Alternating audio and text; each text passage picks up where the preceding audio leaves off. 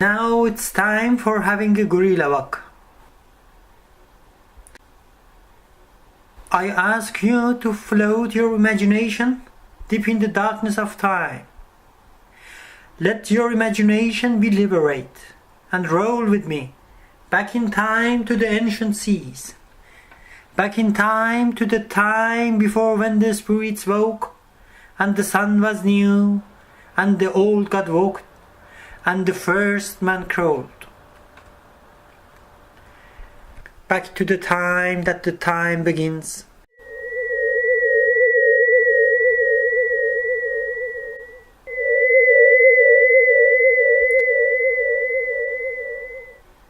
At the beginning, there was the ape, and the ape was with nature, and the ape was natural.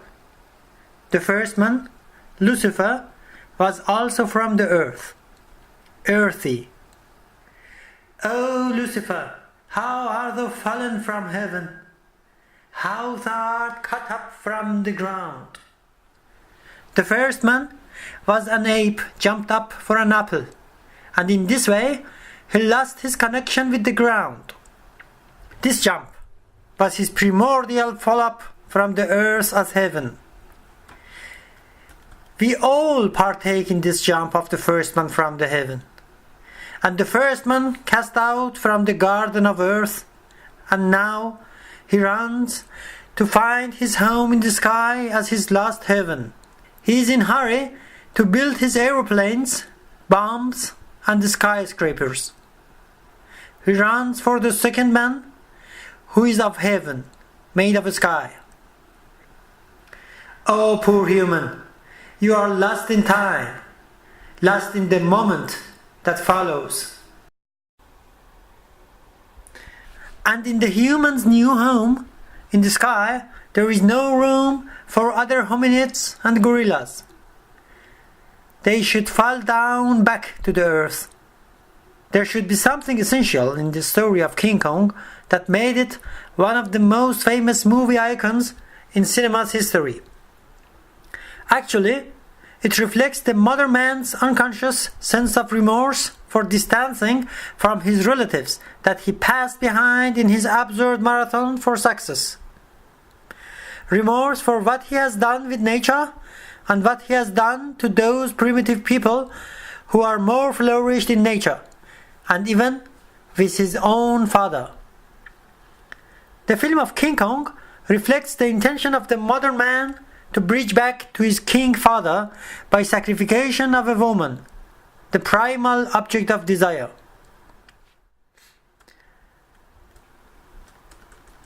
Then, the story of this gorilla, King Kong, is deeply tied with the story of another king, King Oedipus. The story of King Kong reflects the modern man's Oedipus complex in the most wide and deep sense of the word. Patricide, killing the father, is the origin of both Oedipus complex and totemic feeling. Killing a violent primal father. Then, those primitive tribes at the beginning of the film worshipping the King Kong are not actually primitives. They are just the projection of the psyche of the modern man, and King Kong is the true return of the repressed.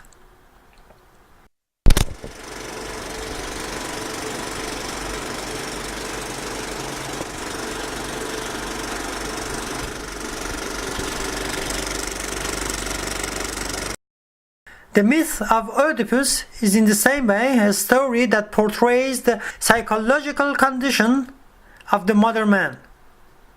Just like King Oedipus, the modern man has mistakenly moved off all of his forefathers from the road in which he runs for success, for the crown.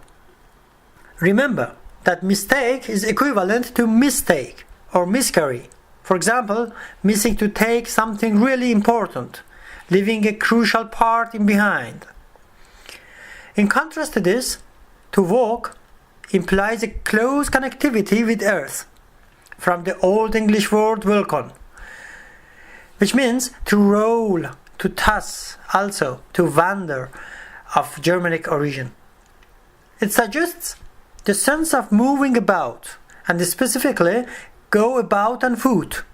The way that we walk determines the way that we dwell on the earth. Wise live those who wander and stroll, because they are always connected to the earth. Because there is no fast pace to peace. Slow is the peace. Because slow is peace. And they stumble that run fast. So, the source of most mistakes is rapidity and hurriedness. In running, there is a moment that both feet are detached from the earth. In this way, we symbolically miscarry or miscare the earth as totality and our own origin, our roots. The myth of Oedipus is essentially a myth about different ways of walking. Consider that the word Oedipus itself means scars on the feet. When you run too fast, you will become scars on your feet, just like Oedipus, the king with swollen feet. Moreover, in the middle of the story, the Sphinx devoured all travelers who could not answer the riddle it posed. What is the creature that walks on 4 legs in the morning, 2 legs at noon, and 3 in the evening? Man, shouted the hero Oedipus, causing the death of the monster. As you see, the main topic of the Oedipus story is walking. It portrays the evolutional route of human being from ignorance into science blended with mistakes, and finally wisdom, in which one becomes old and takes a stick in hand and enjoys also the company of young generation. Oedipus is not misfortunate as we used to understand the word tragedy. It is a myth of becoming. Unfortunately, the modern man is stuck too much to the middle phase of this myth that he dares not to pass into the end of the story where this message is addressed. He dares not to pass through the gates of wisdom because it is blended with external blindness, pain and darkness. Oh, self-blinding, unthinkable, tragic. But not in the eyes of Oedipus himself, the king who has finally got rid of his self-centered eyes and been touched by wisdom and infinity, darkness, and now he can read the world in the form of a blackout poem. Sleeping, even one night alone in the darkness of a forest, provides the same effect. This is the peak point of every guerrilla walk program. Sleeping one night in the darkness of the forest helps us to go beyond our psychological state, and we hopefully will come out from our ego trip and illusions. We will come out from our embryonic immature mind that we are attached to and birth into wisdom. The effect of this short but intensive experience on the topology of mind is enormous. Just like the Oedipus the king, one deliberately releases his accustomed and narrow point of view to joyfully join in an oceanic feeling as his true nature and origin, returning back to nature as heaven. Then it is time for the modern man to pace into the third phase of the Oedipus myth as his own story, the story that is returned to us through the door opened by Sigmund Freud to portray the psychological state possessed the modern man. Oedipus is the spirit that we are listening to it and communicating with it in a kind of intellectual seance.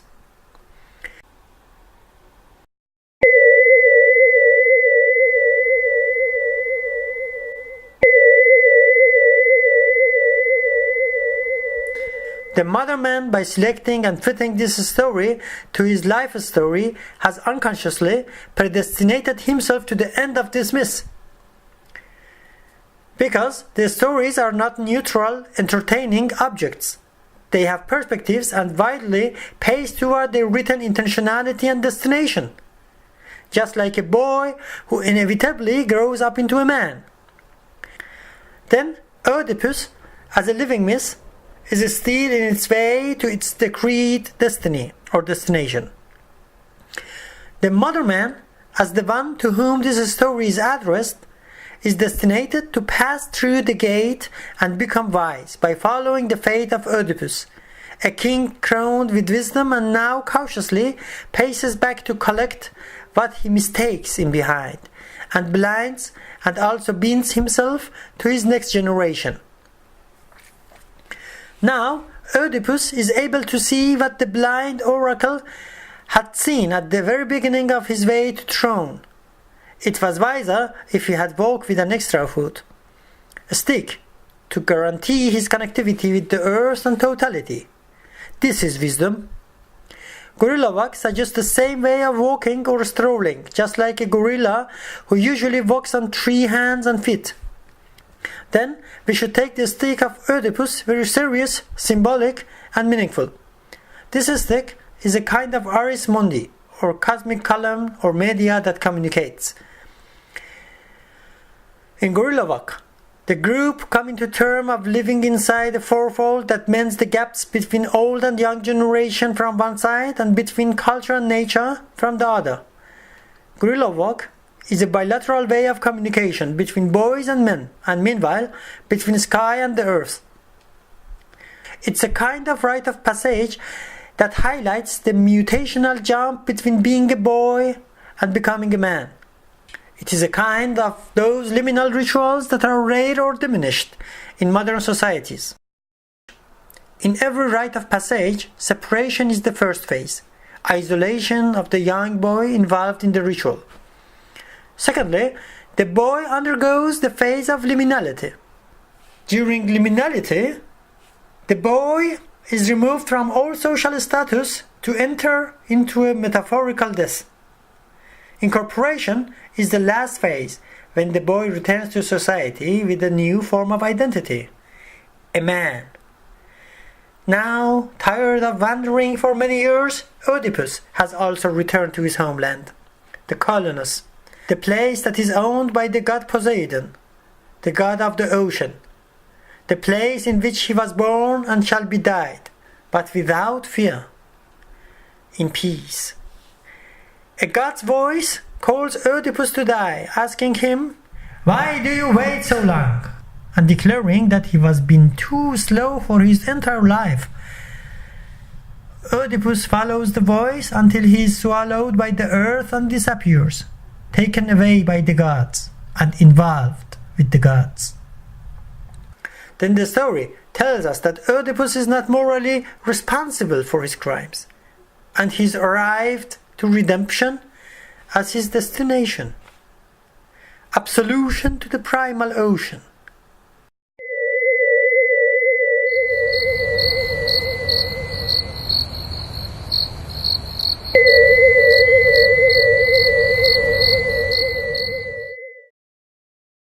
To conclude, morality rests on mistake, and vice versa.